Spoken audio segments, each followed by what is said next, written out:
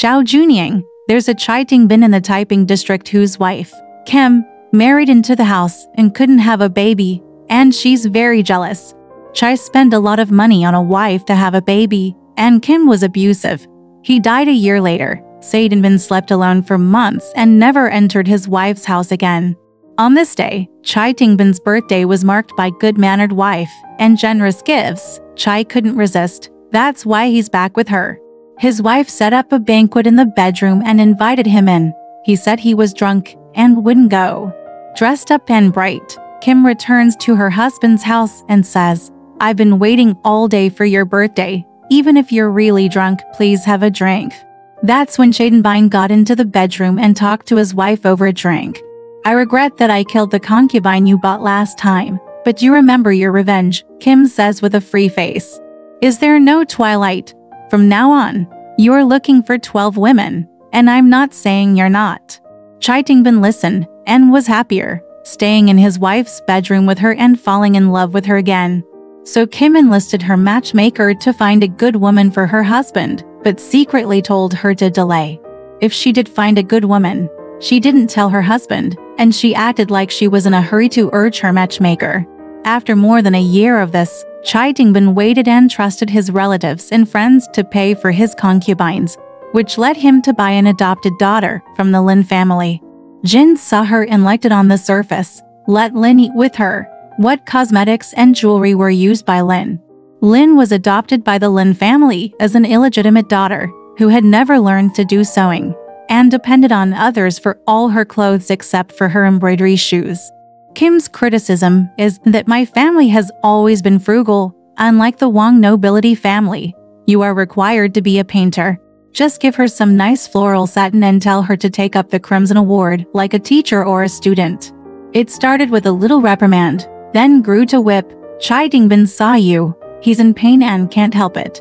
Kim is more protective of Lin than ever before, often dressing her up, helping her dress and powder her. The only thing that happened was that Lin's heel was a little crumpled, and Kim struck her on the foot with an iron bar. And when her hair was a little messy, she slapped her face with a palm, forcing her to bear the pain and hang herself. Mr. Chai was so upset that he said something about his wife. Kim listened, and instead said, "Am I wrong to teach you women?" Only then did Mr. Chai learn of his wife's sinister intentions, and fell out with her, vowing to break off the relationship forever. Building a house on another property in secret with the intention of buying another woman and living another life. Half a year in the blink of an eye, no sign of it. On this day, Jiuniang attended the funeral of a friend and met a girl of 16 or 17 years old, who was very beautiful. Jiuniang's eyes are straight. His spirits are gone. The girl didn't like him. Turn your eyes and ignore him. Jiuniang asked her once. The girl was surnamed Shao. Her father was poor, and only this daughter. She was smart enough to read books, especially to read the inner scripture and the Ice book. Her father loved her and told her to make up her own mind when she was in the media. However, she didn't agree with rich children or poor children, so she still hadn't settled down with her mother-in-law at the age of 17. Mr. Jiuniang knew this, knowing that it was a difficult girl to marry. But she always haunts her shadow, and hopes that giving her more money because her family is poor might impress her, so asked the matchmaker. I found a few, but none of them dared to work as a mediator, so Chai was discouraged and hopeless. One day, when a matchmaker named Jia passed by for selling pearls, Jiuniang told her her wish and gave her a lot of money, saying, "I only ask you to inform the Shao family of my intention, and it is not your fault if you fail. In case there is any hope of success, I don't care if I spend any more money." Jia Meipo promised him money. When Shao's home arrived, he consciously and Shao's mother had a chat during the conversation. I stumbled upon her beautiful daughter and said, "What are the beautiful daughters of Zhao if they are chosen in Zhaoyang Yuan?" and deliberately asked, "Whose son-in-law is this?" Shao said, "I haven't found anyone yet." Ms. Jia said, "Can't you find a son-in-law like this?" "We don't dare to climb high," sighs Xiaomu. "It would be nice to only ask for the descendants of Dolly. My family has a lot of enemies. We picked them out, didn't pick 1 out of 10. And we don't know what she wants to marry." Madame Jia doesn't have to worry. she said. A good daughter doesn't know how many virtues she has taken in her life before she married her. One of the funny things about yesterday was that the schoolboy named Chai Jingbin, who met your girl at her funeral, got in love and said he'd rather give a bride price. Isn't that a toad trying to eat swan meat? That's ridiculous. I was told to run away. Miss Shao laughed and said no, she added. It's not necessary to talk about it because if a rich person, even if he is not a reader, is rich, it seems okay. Miss Shao still laughs and doesn't speak, making her inscrutable. Suddenly, Miss Jia slapped her face in disguise as if Ms. Shao had agreed with her, saying, "Gee, if that happens, I wouldn't count myself. If you've got a rich relative, you've got cars and horses, you've got a lot of doors, and I'm coming back. In case your servant at the gate is still mad at me." Miss Shao listened, chanted for a long time, and got up in the back to talk to her husband. After a while, I heard their daughter. Another moment later, Xiao Mu came out with her husband and daughter, laughing and saying to Japa, "You said this Nika was weird. How many good people wouldn't marry her? I heard she was concubine." "Don't you make fun of people who read books," she said. "Why don't you go through the door, and if you have a boy, what can the wife take her?" After that, Mr. Chai Timbin's intention to relocate her daughter to another home was conveyed. Xiao Mu was happier, saying to her daughter, "My daughter, please promise Yalao that you have agreed to this matter and do not regret it." "Don't blame mom and dad," Xiao said with some embarrassment. "My parents are assured that my daughter will always respect the second father with filial piety.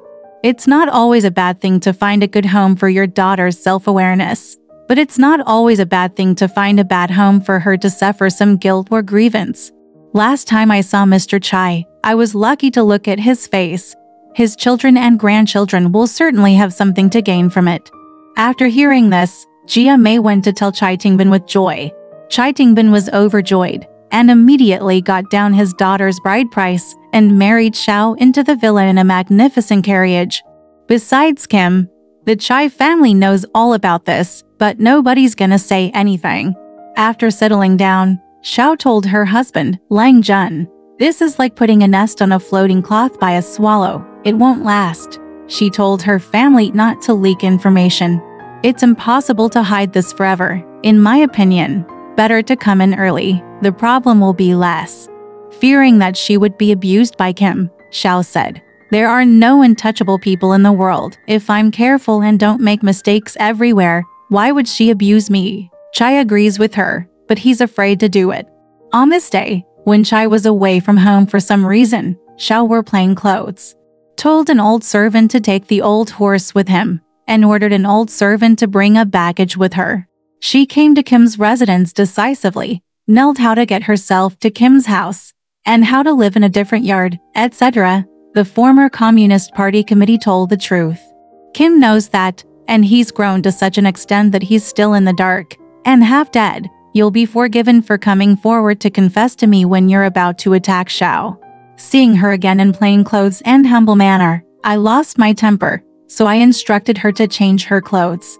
Humbling, this unconscionable guy named Chai tells people how mean I am, and I've been chewed on my tongue for no reason. Actually, it's all his fault. It's all about me being a bitch. "You think it's still personal to find another woman behind your wife's back," Miss Shao said. I looked at him closely and felt a little regretful. "But I can't put down the big guy's hat, and I won't admit it in front of you. The saying goes, big doesn't bow down to small." As usual, the size of the wife and husband is the same as the size of the son and father, the concubine, and the main room. If you relax a little and give him a good color, I'll see the gap between the past and the future. Kim said, "If he doesn't come, who am I going to show to?" At that time, Jin was in peace. Seeing that Shao was on her knees, Jin instructed her to clean up her room and told her to stay, although not yet in the mood. It was all right for a while. Chai Yanbin went out and came back to hear that Shao had arrived at Jin's and was terrified, thinking that the sheep had entered the tiger colony and had chewed Jin's bones for a long time. "Just get over there, get in the door. And don't worry until you're quiet." Shao greets him at the door and urges him to go to Kim's side. Chai Yanbin got into trouble and Shao burst into tears. That's when Chai took her advice. Shao then came to Kim and said, Chai Lang is back, so I'm too ashamed to see you. I beg you to give him a smiley face and speak well. Kim heard Chai's back. I'm angry. I won't go through. Shao counseled further. I told you, there is a difference between husband and wife. In ancient times, there was a woman named Mengguang, and she was so respectful to her husband. Every time she ate, she brought her food to her husband's forehead. People knew that she didn't think it was a loss of face. Why? Because what she did was in keeping with her wife's status and her manners. Madam, you took the initiative to meet Shibero. That's when Kim listened to her. At first sight, Mr. Kim hummed, well, since you have 3 bunnies, what are you doing back? Chai Yanbin bows his head down and doesn't speak. As Miss Shao hurried to touch him with her elbow, he laughed inexorably. When his wife sees him with a smile, she calms down. Turn round and go back to the house. Miss Shao pushed Chai and Yanbin to follow, while telling the cook to prepare the food and telling them to have a few drinks. From then on, the couple was reconciled. Shao gets up early every morning to ask Kim's permission. Wash her face and hand carry the towel, as a maid does.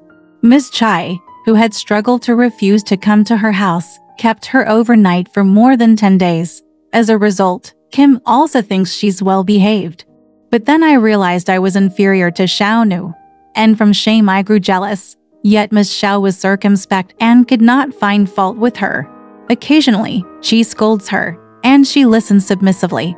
One night, Chai and Jin quarreled. When she woke up, Kim was still breathing, and Shao accidentally fell and broke the mirror that was waiting for her to brush her hair. Kim immediately burst into flames, clutching his uncombed hair, and his eyes were rising. Terrified Shao, get on your knees and beg for mercy.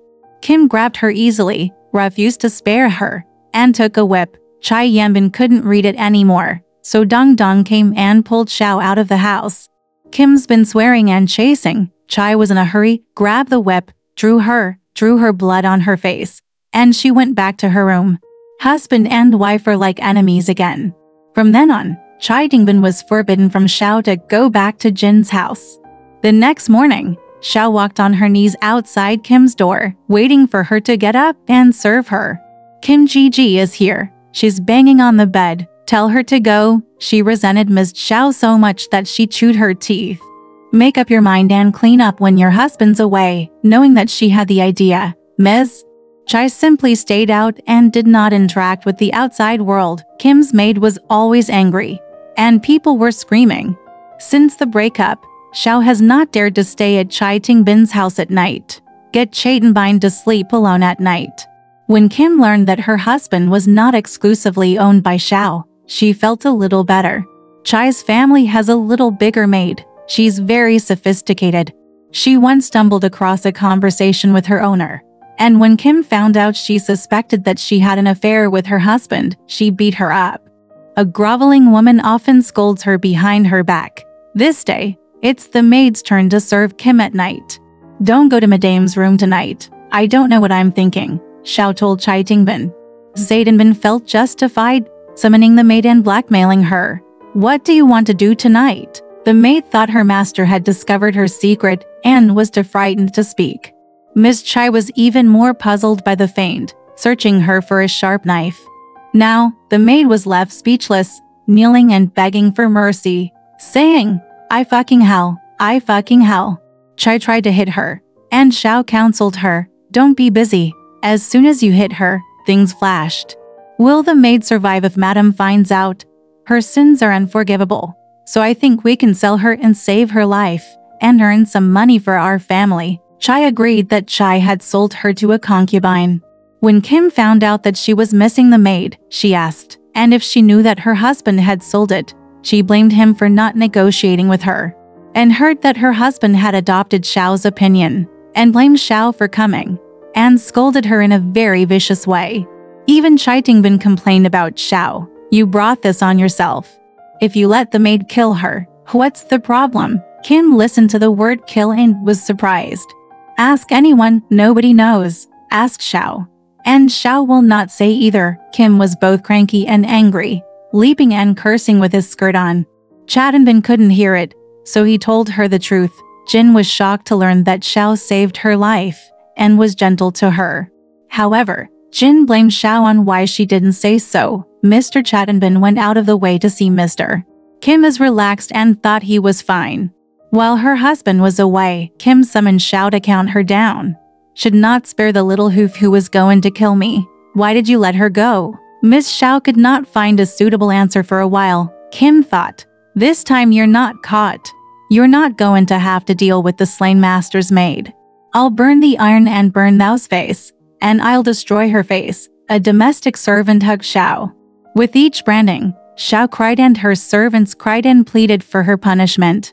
When Kim refused, he stabbed Shao's rib more than 20 times before getting angry and saying, "Get lost."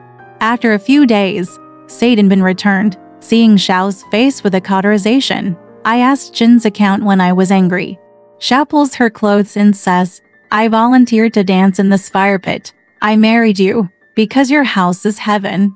I feel bad about myself. I'm only going to get laid if I'm going to get laid. As long as I can take it, I can take it. Maybe it'll be a good day if I offend God again. Wouldn't it be like filling in a pit and digging? She's just gonna burn herself. She'll be fine for a few days. Looking in the mirror, I said happily, cheer me up, Shibero. My wife's scar has broken the hapless tattoo on my face. I served Kim as always. Jin's servants cried and pleaded for Shao's affection last time, knowing that everyone hated themselves and was a little remorseful. He often pleasantly told Shao to work with him.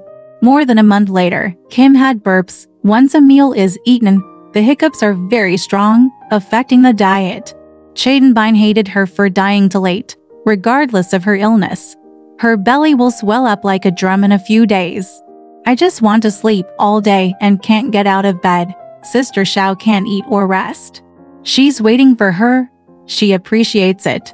And Shao tells her something about medicine. But Kim suspects that I was so cruel to her in the past that she would poison me. Kim doesn't listen to Shao's medical treatment and pretends. Alright, this story has come to an end. If you liked it, please give it a thumbs up. Thank you.